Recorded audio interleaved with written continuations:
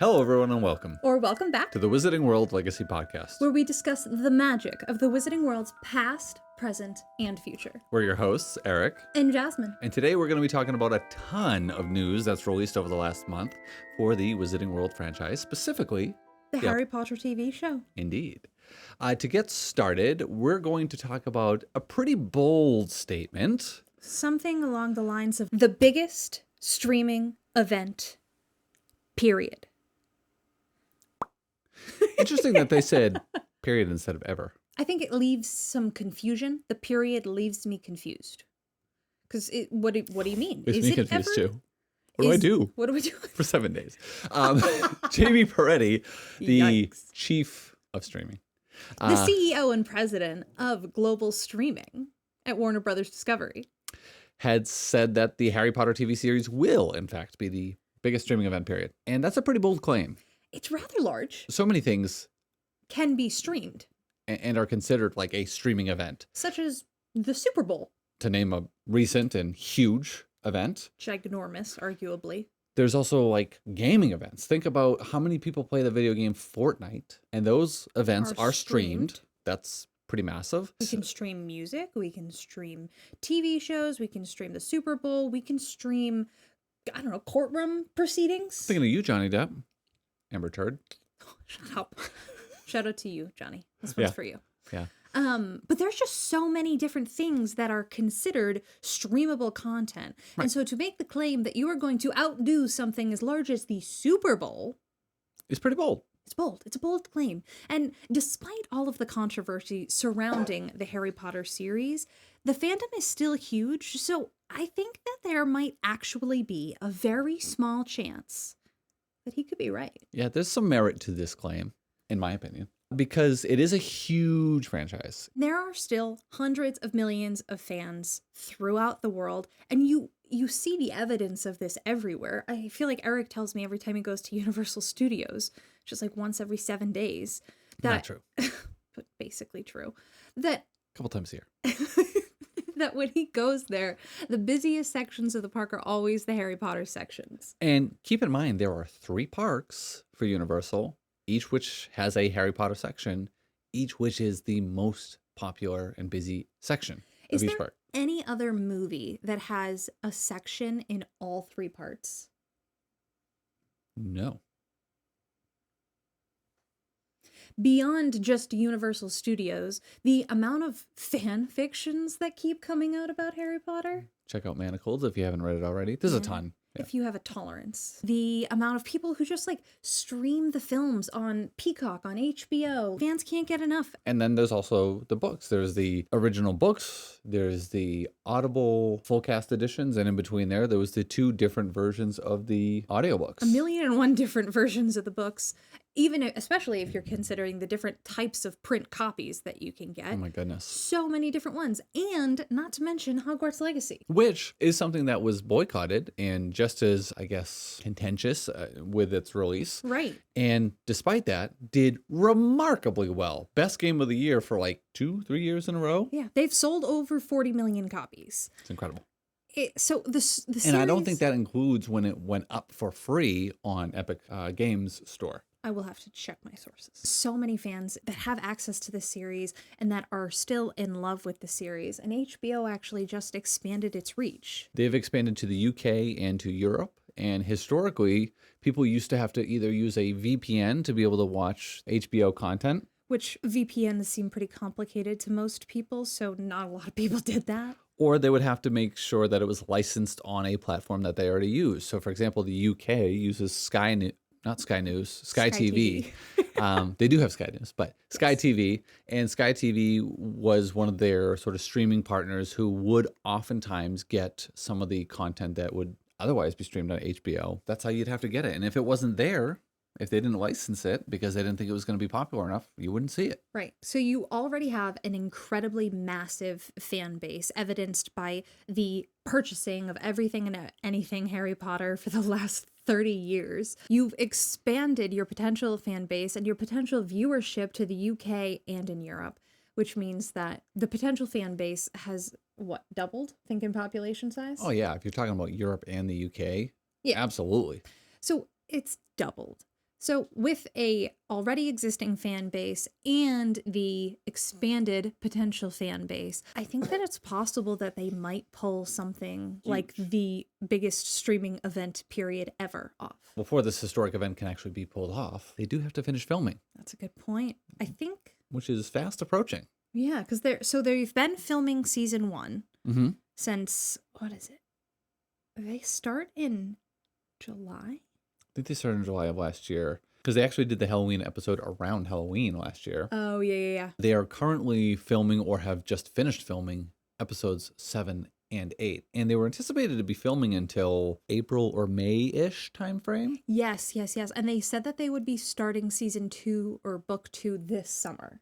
Right. There was some question about overlap, of course. Right. I thought that they had overlapped this whole time, but they've pretty much confirmed that it is exclusively season 1 right now. Yeah. We'll get into why there was such strong speculation of overlap in a moment. But yeah, they did confirm it's, you can control it, that it's going to definitely be separated as season 1, then season 2, and there may even be a break in between by a few weeks. I think that's fair. Give them a break. Whoosh, whip them, make them work. Okay, don't whip the children. But we have heard some cast members, crew members, production team members all talking about this new franchise in positive and not as positive lights. Obviously, we talked about John Lithgow and his opinions about being involved in this series altogether. We talked about Warwick Davis, who is thrilled to be back in this wonderful franchise, who he has actively been a part of ongoing for quite a while since the movie stopped. And who said that this show is going to be much more book accurate than the movies were. Yes. David Heyman, who was involved last time and this time again. He was a producer last time. He's also a producer this time. He is. And so it'll be interesting to see, as the series continues to develop, how he continues to comment on it. But he feels that this has been just a huge change from the movies, which were already, I think, particularly in the first couple, quite well adapted. But he felt that this takes theatrical to a whole new level, the level of detail, the meticulousness of what they're doing and what they're building. And think of all the different sets and things like that, which we've already seen and the ones that we've yet to see. That's a pretty big deal if somebody involved in production is saying that. Oh, absolutely. And more people have recently started commenting on their involvement in the show. Janet McTeer specifically, and I would like to point out that this photo was generated by Eric. He made it in AI. Yeah, I didn't generate it. It's AI generated. Right. He had a conversation with AI and said, I need this. And he actually got something that he wanted. We've struggled with AI image generation before, so we're feeling very proud of Well, this. I actually got like a hard time from AI trying to do this because it's like, this might be infringing on copyrighted material. Right. And I'm like, bro, we're giving commentary and this person is going to be in this role. And this person does not exist in this role yet. So we're not really. But I just basically said, put her in emerald green robes with a black witch's cap, and it basically gave Minerva McGonagall's outfit. That is exactly her something outfit. that I have realized is that if you go into ChatGPT or any AI and you don't say, I want to see Harry Potter doing this, if you say, I would like to see a small child with long black hair, green eyes, round glasses, and a scar doing X, Y, and Z, It makes Harry Potter. it makes Harry Potter. Yeah. It's just because that's what it's drawing from. Right. But I mean, you guys can get a sense of what she'll look like as Minerva McGonagall. I didn't get her hair black, which Minerva is supposed to have black hair, but it looks good, actually. It looks pretty good. In any case, she did render her own comments because she was on the Pete McMurray show. Pete McMurray podcast. She had some glowing things to say about the whole thing. She has said, it is so extraordinary. The sets are unbelievable. The costumes are unbelievable. The camera work is unbelievable. The kids are unbelievable. All of the grown-up witches and wizards are divine. I genuinely pinched myself every single day. She basically said that it's crazy being involved in such a huge franchise, and that when she will drive onto set on Leavesden, she just kind of like has to psych herself up a little bit because it's such a massive franchise, and to just kind of put yourself in that space of, all right, this is what you're working on today. This is the role that you're playing. These are the lines you got to give. This is the performance you got to give. Just forget the fact that this is a massive franchise and everybody's depending on you to do an amazing job because somebody already has done an amazing job in this role. which is a lot to live up to. Maggie Smith is like legendary. She basically said, it's unbelievable. Yeah. And it is. She literally did say that. She literally said that. Some of the kiddos have also been having some fun, and that has been released online. Amos Kitson, who will be playing our Dudley, looks like he went on the Leavesden studio tour. Yeah. And started taking some really fun pictures. Yeah. I've been to the Leavesden studio tour a couple times and been onto the Privet Drive set, and it's wonderful. There's a photo of him in the Dursleys' living room. So there's some cutouts of the Dursleys, which I think are hilarious because Dudley's right there. And look how much taller he already is than Dudley. Yeah. It's kind of funny. He's in the room with the letters just kind of like coming out of the fireplace. Super funny to see in person. And then they've got, next to that, you've got the like sunroom or whatever where Aunt Marge is going out of the window. Yep. It's great. It's a great set. If you ever get a chance to go to Leavesden, if you're in the UK and visit, it's awesome to see. And if you're in the UK, you can now stream on HBO. But we've got some other actors who also added to the mix. Yeah, other kiddos. Lox Pratt. He has been interviewed for the show. He's also been interviewed and been asked questions about the show for his role in Lord of the Flies. He said a lot. He did have a lot to offer. It's important to remember Lox Pratt is actually older than the rest of the child actors. He's 14. I should say child actors in his year at Hogwarts. He's 14. The other ones are much closer to their actual age of 11. I do find it problematic that he's 14 because he's going to, I mean, just looking at him here, he's going to look a lot older than the other kids he's on screen with. Most 11-year-olds don't know how to smolder. Dude has an Adam's apple already. I know. You don't have much of an Adam's apple at 11. Just saying. So he's offered a lot, but it's coming also from an area of a little bit greater maturity than you would have at 11 years old, a little bit more experience. I mean, he just was on a red carpet event for Lord of the Flies, where he was also in a leading role. But he talked a lot about the fact that this series is going to allow them to delve deeper into Draco as a character and understand him a little bit better. Yeah, specifically he had said, I think with this adaptation, you get to see so much more than the books. The books are very much over Harry's shoulder, which is great, and that's how they played the films as well. And I think Francesca Gardner and Mark Milos have been audible about this in their interviews. There's just so much more you get to see. You get to see all the teachers in their little rooms. You get to see Draco at home. I won't spoil too much about that, but there are some brilliant scenes at home where you start to get an insight into how he is. And that particular line, you get some insight into how he really is, brings up maybe some concerns. He also comments on his working with Johnny Flynn, who is playing Lucius Malfoy, and says, Johnny Flynn's wonderful. He really is a wonderful man. I think we work pretty well as a duo on screen, or I like to think we do, but he's a lovely guy. He's got a lot of aura. Aura. Yeah, that's a Gen Alpha thing for sure. I'm confused, I'm old, and I'm confused. I know what aura means, but it's like, it's funny that this is just like, I thought the UK was better than that. I did too. I think that's where I'm coming from. Yeah. I know what aura is. I wanted more for these actors. I wanted more for this generation. Than to say aura. On a red carpet event. Yeah. Yeah. But tying all that together brings up some concerns because we had already said Lucius has been cast already. Maybe they're trying to develop that dynamic between Draco and Lucius that they're going to need for that on-screen chemistry later when Lucius shows up in Chamber of Secrets. Because, he doesn't show up until Chamber of Secrets. Book 2. Arguably, right. Season 2. So this adds some credence to the fact that not only are they not necessarily overlapping the filming like we were talking about before, and they've said they're not.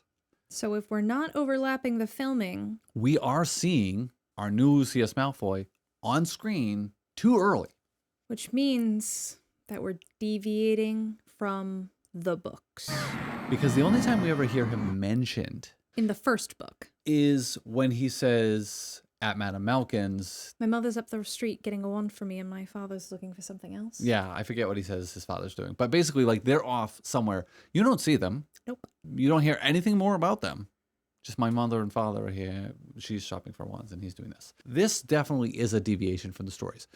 I think the biggest problem is that you get insight into how he is now.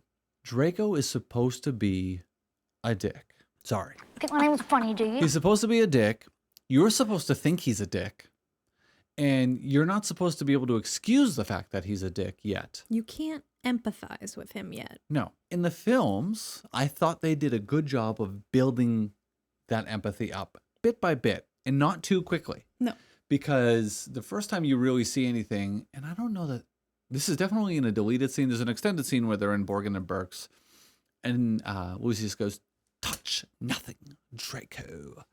And when they walk into Borgin and Burke's to sell off some stuff, he does talk about not wanting him to touch anything and just sitting there and just like waiting while he does his business with Borgin. Yeah, I guess that's like an interaction with his dad. I don't actually start to feel bad for Draco until the Half-Blood Prince.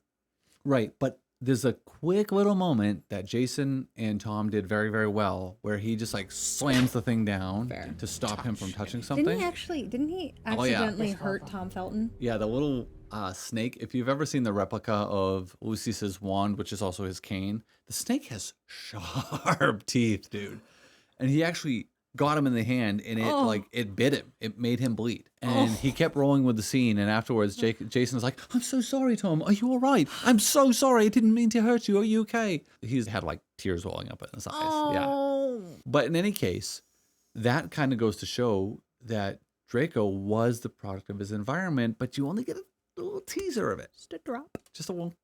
There it is. It doesn't spoil it. Seeing him at home risks spoiling how you're meant to feel about him. You're meant to feel, oh my God, well, this kid's a dick. And Harry can instantly tell he's a dick. Harry's a good judge of character. It's a good thing that he knows not to like get in with this crowd. Right. I think once upon a time, someone once said that this might be book accurate. Specifically, we were promised that the upcoming Harry Potter series will be a faithful, long-form adaptation of J.K. Rowling's books, designed to explore the source material with more depth and detail than the films allowed. If they're showing Lucius Malfoy early, they're already breaking that promise to make this a book-accurate adaptation. Interestingly, J.K. Rowling did try to write some of this into the storyline originally.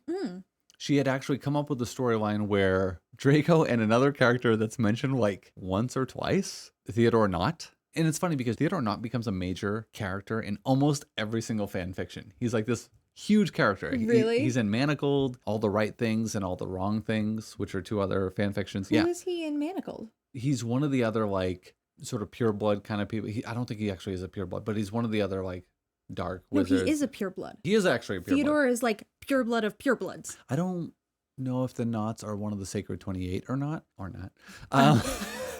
But he is a pureblood.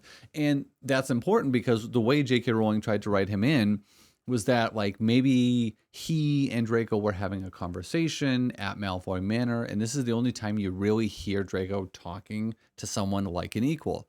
Because throughout the series, you always hear him talking, even to his friends, Crabbe and Goyle. Crabbe and Goyle's parents were Death Eaters. They were in the inner circle of Voldemort's people. He still condescends to them. Like, they're just like his little servants. For him to have this friendship with Theodore Nott, where they're like buddies, and he actually talks to him like a friend, talks to him like they're on even playing field, kind of gives you this sense of, okay, he's not always a dick to everybody. He's just a dick to some people, and he's a dick to people who he thinks is lesser than him.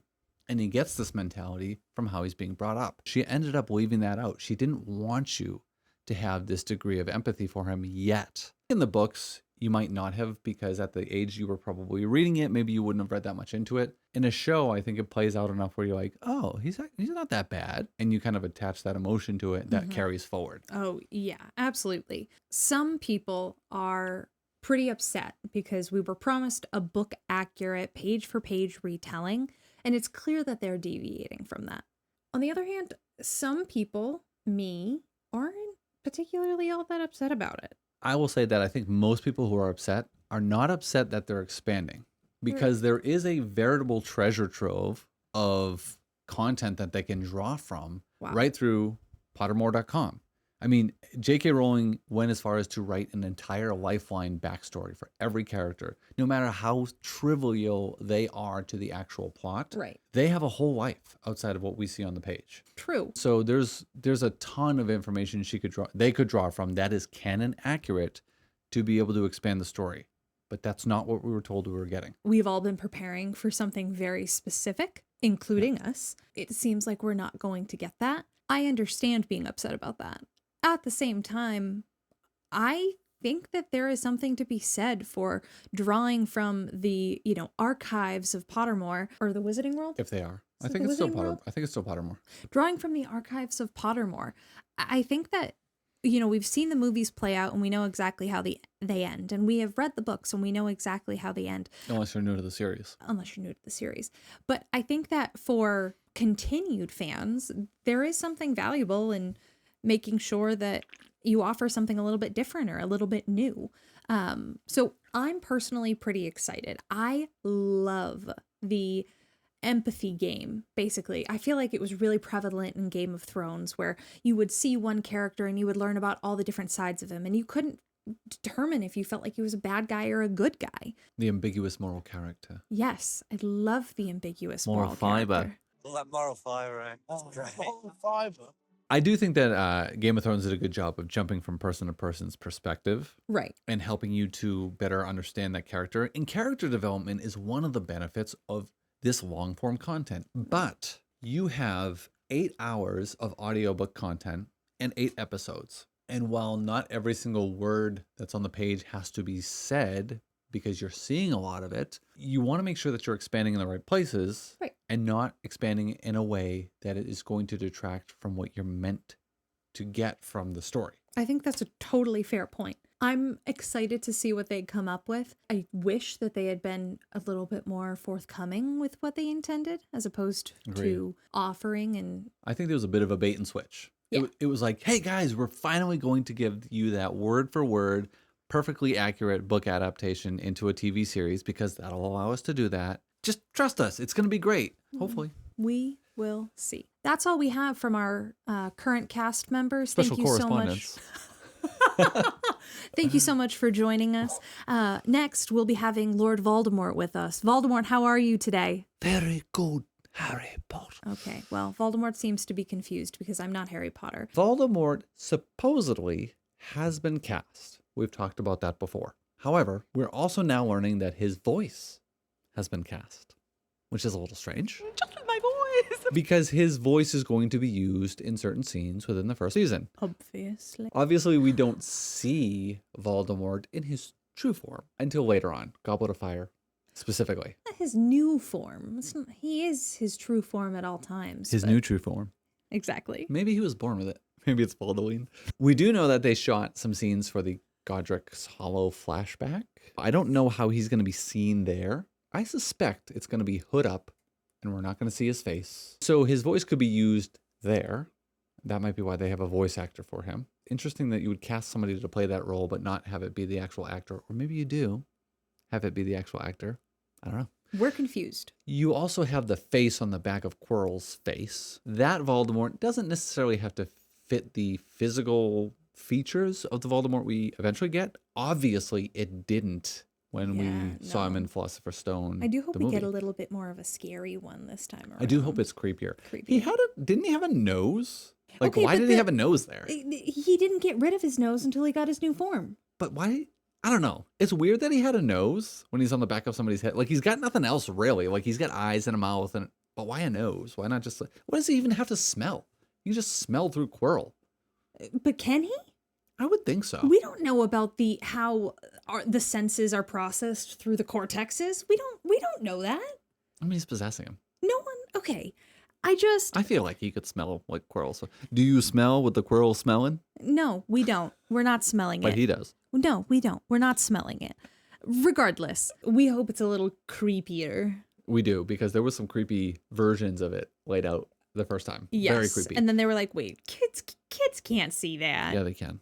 We don't see him fully manifested until Goblet of Fire in the films. And realistically, we don't in the books either, because all we get is these little flashbacks of memories anytime Harry's exposed to the Dementors. Right. So even through the third one, we really don't see him. We do see him In a chair, trying to kill Frank Bryce. Yeah, but that's basically a worm akin to the chocolate lady from SpongeBob. Chocolate? I remember when they first invented chocolate. I always hated it. I think that they could just cast her. It'll be interesting to see how they do that one. I wonder if they'll do some creepy animatronic. Oh my god, what if it's like slimy? I kind of hope it is. Like the one under the bus stop. Also, how do you milk Nagini? The fangs. Oh, he So- drinks poison? Yeah. Venom? The venom. Oh. Yeah. So have you ever seen a snake milked? It's just a weird way to put it, okay? It's an interesting way to put it. You're not like, I have nipples, Greg. Could you milk me? I kind of thought like maybe you squeezed him tail.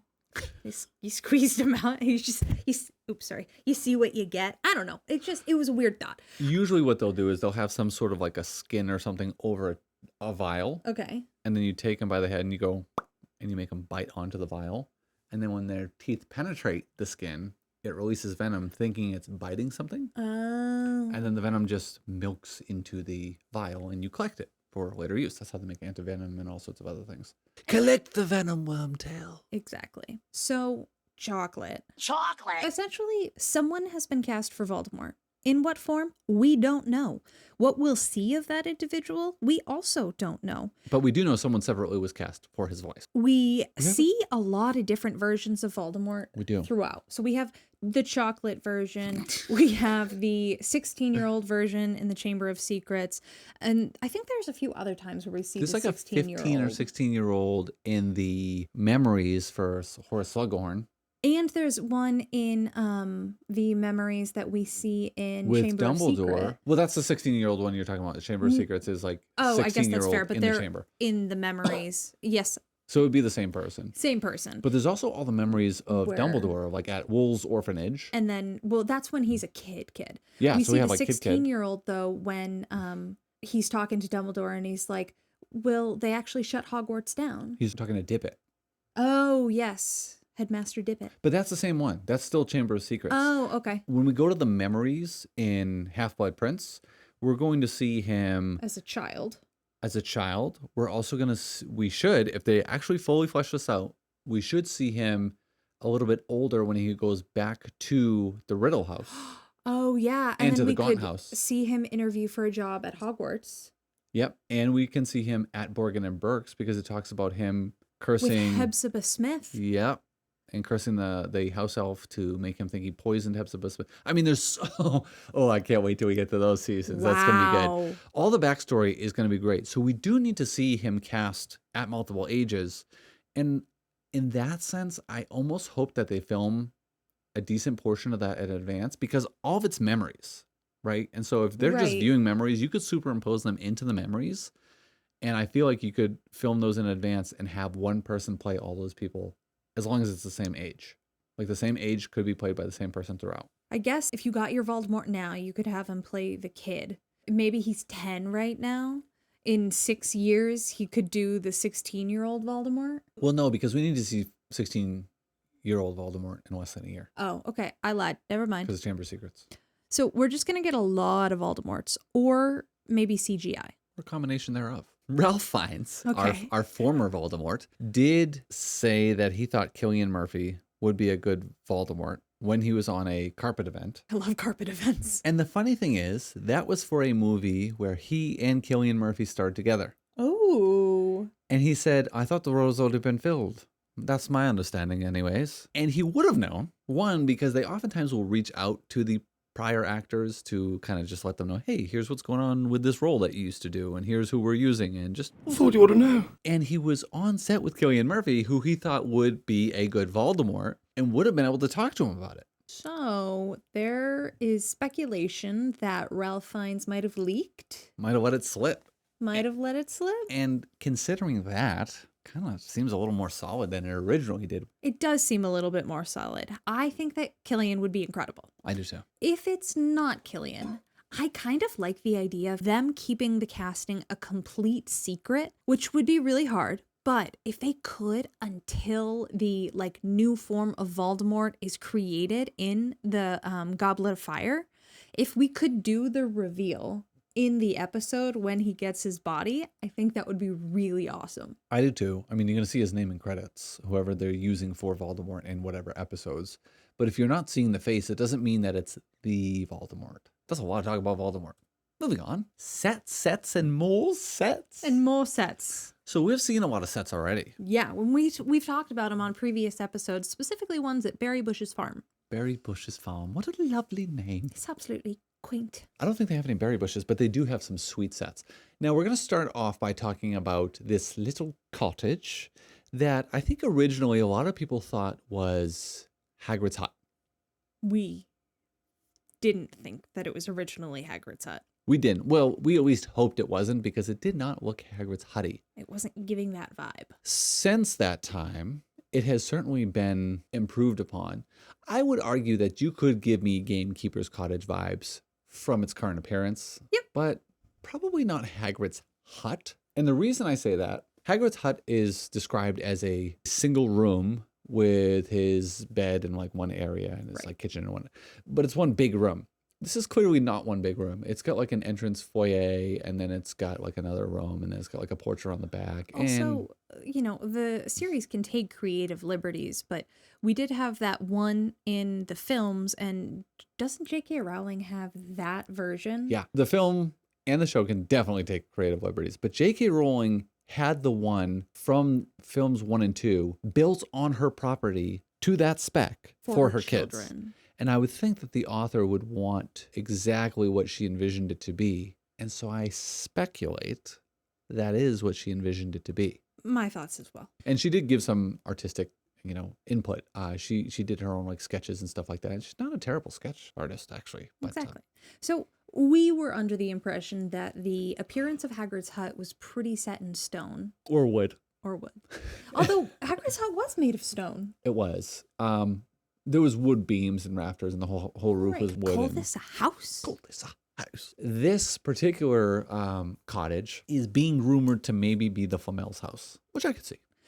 I can totally see it. It's got little French cottage vibes. But also, why would you put so much effort into building something that is only relevant for the first movie? They're building all sorts of stuff that may only be relevant for little bits. I mean, think of how much you actually see the greenhouses on screen. I guess that's fair. And, oh, yeah. And they're epic, which we're going to get into those bad boys too. Before we get to those, here is the exterior of some of Hogwarts Castle. This is sort of the courtyard area. We've seen a little bit of this before, but it's pretty sick to look at again.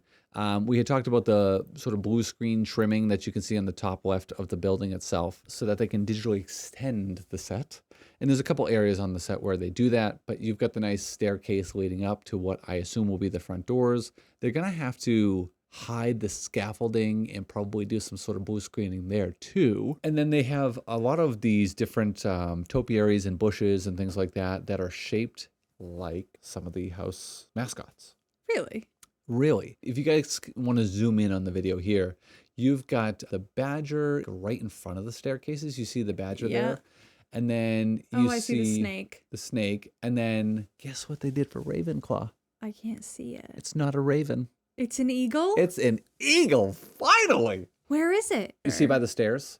Top right of the stairs. Oh, yes. It's an eagle. It's an eagle. Yeah. Let's go. Yeah, so they actually did it correctly. This is another area where you can see that they're digitally extending the castle. So all the blue is an area where using chroma blue instead of green screen. They use blue screen. They will extend that digitally.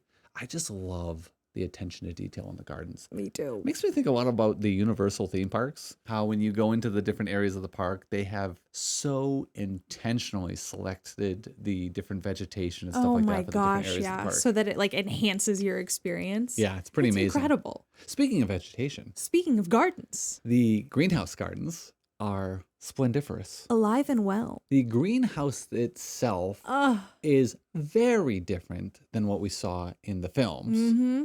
Very akin to what we see in Hogwarts Legacy. Yes. And I freaking love them. I'm so obsessed. I had no problems with the ones that they used in the films. I thought they were great. Yeah. They definitely fit the vibe of the overall castle. But I love the ornate grandeur of these greenhouses. It's arguably quite magical. It is. And if you've ever been to the huge greenhouses like the botanical gardens in the UK, it kind of gives me a more ornate vibe of that. Like, this is even more ornate than that. It's gorgeous. I can't wait to see how it looks on screen. And you can see that there's some film lights behind it. So obviously we're going to. You also have some of the different like pathways and gardens and things like that. And this tree, hold on, go back. The tree that you see kind of like lopped off halfway up, I think that's going to be digitally extended from there on up as well. And I don't know if it's going to be, that is the Whomping Willow. So I don't know if they're going to build some sort of animatronic like they did for the Whomping Willow, or if this is going to be just digitally created. But I'm excited to see how they do that. I wonder if that's the path that leads down to Hagrid's hut. I would imagine, yeah. I like the little bridge with the little babbling brook going underneath. The babbling brook, like, oh. I do wonder if that is the Whomping Willow, which it is strongly stated to be. How do they get to the Shrieking Shack? Like, where's the part? Ooh, actually, I wonder if it's that, if you look in the front of it, you see how there's that little hollow by the roots? Yeah. I wonder if that's where the knot is going to be that they have to press in order to get into the Shrieking Shack. It's a weird way to get to it because there's like a little brook going around it. Yeah, but I kind of like it. How is Ron going to get dragged through there? They'll figure it out. I think it's going to be on the other side, the side that we don't see. Yeah. It must be. That would make a ton of sense to me. Or it's just not even the Whomping Willow at all. Or we're so wrong, it's not even funny. Because how awesome would it be for them to put the Whomping Willow right by a main path? What a dick move, but very, very Hogwarts. But it's on like, brand. oh, would be incredibly on brand for Hogwarts. But Let's make danger for no reason whatsoever. for no reason. But they have made like a little path to get off of the like staircase to go up to the tree, which I imagine they would have done if they planted a tree specifically for a student to utilize. Did they make a path? Oh, no. Did they? Where? They stopped the like topiary. I don't know. There's a break in the green. Yeah, but that's for the brook. There's a little babbling brook going through. Oh. Yeah. See, that's what I'm saying, though. There's this little bridge going over this little brook. I just can't wait to see it all in action. We're excited. Speaking of sets, there's even more. These really being aren't filmed. sets. Well, these are for the sets. Pop off. What you're seeing here is a really, really elaborate set of camera rigs. You've got these cameras all throughout here for a multitude of different types of shots. We're going to focus a decent amount on this one here, but these are just different cameras and different, this one's like a 3D camera, I believe, that's going to get the inside of the train, like some of the perspective of the inside of the train for like HDR so that they can recreate the lighting environment and all that kind of stuff. But in any case, we'll move on to the next picture because this is amazing. This camera, or three cameras, as you can see, is in a basically gimbal cradle. It's like a gravity cradle so that when it goes up and down and everything, it keeps the horizon line level. So that's what this little U shape is here. And the reason they have three is because they're going to use this to recreate a backplate for a virtual wall. So Jasmine and I had talked about the fact that they're probably going to employ some new filming techniques, such as like what we saw in The Mandalorian and all sorts of other films since, where the actors and actresses will be in 3D environments. In fact, we talked about this at length, and I used Wednesday Addams as an example. Yes, with a hand. Yes, with the hand, with the professor, and all sorts of stuff. This is so that they can actually film all these different environments. So the train will go through the different environments and film looking out of the train so that it can be superimposed behind the students as they're on a fake train on set. So they'll build a train set where the camera can be moved around through the whole train. I mean, you could build literally like an incredibly long train and just lop off this side of it, and the actual camera could move up all the train cars, and you kind of see it go past the walls and do those like wall transitions to the next cart, and you can see all the Slytherins with all the other Slytherins talking about whatever. Then you could swoop back to Harry. You could follow the students down the corridor of the train while they're saying, "Have you seen a toad? A boy named Neville's lost one." And all the while you have the scene running behind them that is in full, like probably 8K. Those all looked like, if you're looking at these cameras, I believe these are all either Alexas or they might be the Red Raptor 8K camera. And the reason Definitely wasn't going to be able to help him with that. well, the reason the Red Raptor 8K would actually tentatively be better than the Alexa is the Alexa is one of the most beautiful sensors in the world. It's got amazing dynamic range, beautiful color science to it. But the Red Raptor uses a global shutter. And one of the problems you run into with cameras is that it kind of reads the sensor in lines top to bottom. And when it reads the sensor in lines and the camera is moving or an object is moving, you can actually see it like warp. You see like this warble of the image. And so if you've ever seen a picture of somebody hitting like a baseball, you'll see that the bat is bowed backwards, or you'll see them golfing and you see the golf club is like warped backwards. It's just bent because the sensor is reading out that part of the image later. So it looks warped. And obviously, if this is going to be a backplate, you want it to be realistic. You don't want it to look warped and messed up. Right.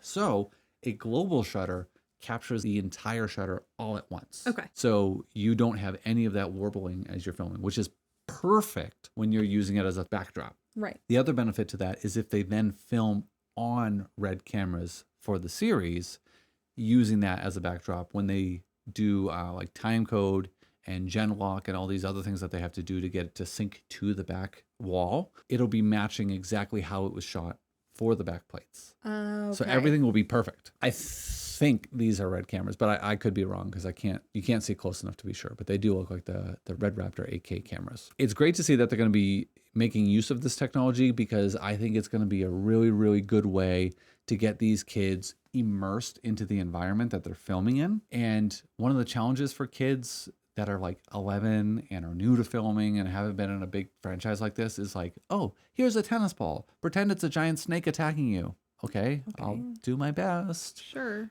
Oh, you're whizzing by all these beautiful mountains and locks and these bridges. Just pretend. Okay.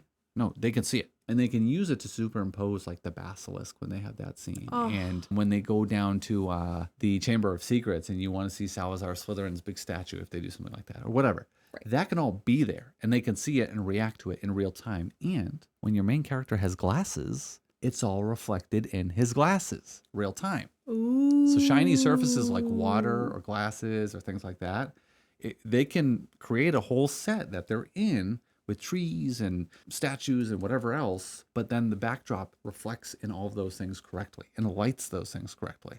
Yeah. That's pretty cool. I'm a bit of a camera nerd and I like that stuff. So You are? I am a little bit, just a little bit. So I'm excited to see them News using to this me. stuff. I think it also can allow for the production team to just create these super, super photorealistic environments to just totally immerse the actors in and get a really rich performance out of them. And that was Cameras with Eric. Hope you liked it. Moving on, we've had some actors cast as portraits. I speculate that there's probably been a ton cast as portraits, but these ones are of a little bit more significance. We have had Professor Everard and Professor Dilius Derwent. Dillis. Right? Dillis? Professor Dillis Derwent. They've both been cast. They're both going to have speaking roles, and both of these portraits are housed in the headmaster's office because both of them have served as headmasters of Hogwarts. Or headmistresses. Or headmistresses. As it were. Something that fans are noting is that you don't go into Dumbledore's office until the second book. Sounds a lot like Lucius. Professor Dillis Derwent was a healer at St. Mungo's. Everard Has is a portrait at the ministry and in Dumbledore's office. Yes. And he's the one that alerts them that Arthur has been attacked. And he says, The man has red hair and glasses, Everard. You'll need to raise the alarm. Make sure he's found by the right people. also, it's important to note, we don't know who these people are. We just know that they've been cast. Yeah, we don't know who the actors and actresses are. Right. Again, led with that. the big to-do is the fact that they've been cast before we're supposed to see them, because at best we would see them in the second season, but we're seeing them early. And again, this kind of plays into the whole, like, we're going to see things before we should, presumably because we're seeing things not from Harry's perspective, I'm hoping, because otherwise that would be a wild deviation from the book. That I'm not as miffed about, but it's kind of a cool reveal when we see the headmaster's office with Harry for the first time. Right. Absolutely. And it goes to showing just more of the magic through Harry's eyes. But He also tells Minerva about Scrimgeour's arrival coming after Dumbledore's death in Book 6. But Dillis Derwent is the one who confirms that Arthur Weasley was brought to Mungo's, St. Mungo's, because she was a healer there. And so she has a portrait there, as well as a portrait in the headmaster's office, because she was also a headmistress. Which, why? Who Why- is she qualified? Yeah, like there must have been somebody else who was like deputy headmistress or deputy headmaster, kind of A like Minerva teacher. is. Yeah, some sort of professor who had been there a long time, has some tenure, who would have been next in line for headmaster, but no, a healer. She a must random have been healer. bloody brilliant. Bloody hell. She must have been one hell of a healer to be able to just become the headmaster or mistress of Hogwarts. There's more casting announcements. And this one, we know who the casting person has been. We know who was cast. There it is. Madame Elgins, maker of fine wizarding robes and apparel in Diagon Alley. And she was not visually really included in the films. She No. was sort of included in one of the mobile games. Yeah, really strange looking. Yeah, it was an odd vibe. But I feel I like think that was Hogwarts Mystery. It might have been. I don't know. It was weird. but Naomi Worthner.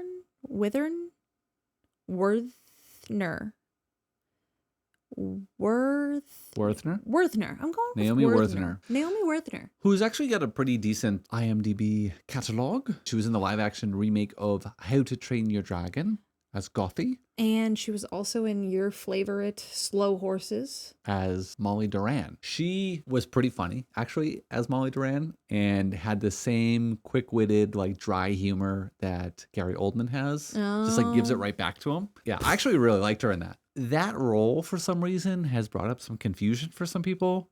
People are like, well, why are they going to cast somebody who is physically disabled as this role of Madame Malkins? Because Madame Malkin is not physically disabled. Yeah, and just so people know, neither is Naomi Worthner. She's She's also- just played a couple of roles where she's been physically handicapped or disabled or however. it's But the right that was word. acting. Amazingly, there are some people who can be confined to a wheelchair for a role, despite not actually being confined to a wheelchair. It was just pretend. She's just that good. She's really talented. Yeah, I do so- think she's a good actress. I think she'll do a good job. I think she's pretty well, it said she's 5'7", but she looks shorter than that. I'm 5'7". She looks shorter than 5'7". That's kind of important because Madame Malkins is described as quite a squat witch. Arguably very squat. Yeah, because if you see these 11-year-old boys being fitted for their Hogwarts robes, she's pretty petite. Although to be fair, they're on stools, but Okay, but She's even still- so, she's very little. yeah, she should be about the size of the 11-year-old boys, maybe a little smaller even, Yeah, based on this. She's been cast. I think she'll do a good job. me too. Yeah. We also have another interesting casting announcement. Ron Weasley has been cast. Yay! Again, We're just kidding. for the second. No, we're not actually. It's also true. We're not actually kidding. A new version of Ron Weasley has been cast. And when this was first announced, a lot of people were like, wait, what? There's another. So I think some people thought Alistair Stout was going to be around for the first season, and then something happened and they had to recast him. Oh my gosh, that would be terrible. That would be bloody awful. I'm not up for that. No, thank you. Thank goodness that's not the case. Thank goodness. Yes. When Harry brings Ron to the Mirror of Desire, or the Mirror of Erised, however dyslexic you are, Ron looks in. If you read backwards. If you read backwards, Ron looks in and sees himself all grown up. He does. I'm head boy, And I'm Quidditch captain too. and I've won the House Cup. I think that's all of his accomplishments to date. Sweet. So Lewis Shelton has been cast as this older rendition of Ronald Weasley. And honestly, particularly in this picture, Mm-hmm. I don't think he looks too dissimilar from Alistair Stout. Yeah, Alistair Stout. Okay. I think he looks pretty accurate, and the production team has already said that they want to use as much practical effects as possible. Yeah. So instead of using something like CGI to try and age Alistair up, I think that this makes a ton of sense. Plus, it's a really brief moment, and we're going to be like years before we actually see him at this age. So even if he does end up looking a little different, I don't think it'll be a huge deal. I don't either. And again, like you said, it's going to be a few years before we see him around this age. Because presumably, if he's head boy, that's at least 6th year, 7th year, 6th year, 7th year. Yeah. He's also going to go through some stuff. And he's seeing his ideal version of himself. Right. So he's not going to look identical to it. Exactly. So welcome to the team, Lewis. I think it's great to give another actor this opportunity to be involved in the franchise. And this is cool. Yeah, absolutely. Even if just for a moment. Oh, speaking of actors that have been in the franchise For a wee moment. for a wee moment, the golden trio, as it were. Really, mostly Daniel and Rupert have been commenting on how they've been feeling watching everything unfold. There was actually a picture of Daniel with his child. Not his child replacement actor, just No, his child, his actual wee bairn, and talking about how it'll be interesting to show his child this series, and he's glad that the child is going to watch the TV series and not have to see him on screen as Harry. He doesn't want his child to watch him on screen, which I think is a little weird. I mean, you should be proud of what you did.